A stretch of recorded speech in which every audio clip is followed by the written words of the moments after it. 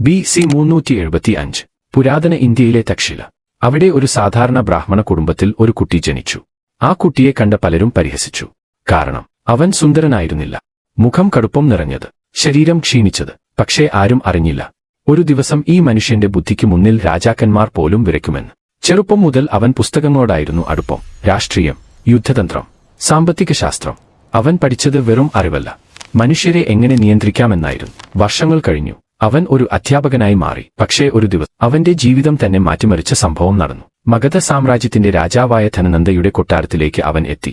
പക്ഷേ രാജാവ് എല്ലാവരുടെയും മുന്നിൽ അവനെ അപമാനിച്ചു. ആ നിമിഷം അവൻ തന്റെ മുടി അഴിച്ചുവിട്ടു. പിന്നീട് ഒരു സത്യം ചെയ്തു: ഈ സാമ്രാജ്യം തകർക്കാതെ ഞാൻ ഈ മുടി വീണ്ടും കെട്ടില്ലായെ. ആ ദിവസത്തിനു ശേഷം ഇന്ത്യൻ ചരിത്രത്തിലെ ഏറ്റവും അപകടകരമായ കളി തുടങ്ങി.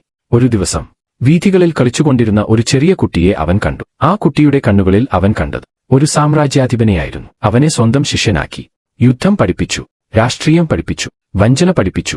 വർഷങ്ങൾക്കിപ്പുറം അവർ ചേർന്ന് മഗധ സാമ്രാജ്യത്തിനെതിരെ യുദ്ധം തുടങ്ങി. ഒന്നൊന്നായി ശത്രുക്കൾ വീണു, രാജ്യങ്ങൾ കീഴടങ്ങി. അവസാനം നന്ദവംശം തകർന്നു വീണു. അങ്ങനെ ഇന്ത്യയുടെ ഏറ്റവും വലിയ സാമ്രാജ്യങ്ങളിൽ ഒന്ന് ജനിച്ചു, മൗര്യ സാമ്രാജ്യം. പക്ഷേ കഥ അവിടെ തീർന്നില്ല. രാജ്യത്തെ എങ്ങനെ ഭരിക്കണം, ശത്രുവിനെ എങ്ങനെ തകർക്കണം, ആളുകളെ എങ്ങനെ നിയന്ത്രിക്കണം, ഇതെല്ലാം കുറിച്ച് അവൻ ഒരു പുസ്തകം എഴുതി. അത് അർത്ഥശാസ്ത്രം.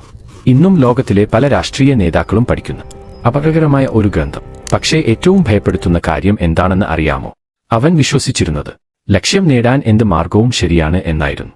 വഞ്ചന, ചാരപ്രവർത്തനം, രഹസ്യ കൊലപാതകങ്ങൾ വരെ അവന്റെ രാഷ്ട്രീയ തന്ത്രങ്ങളുടെ ഭാഗമായിരുന്നു.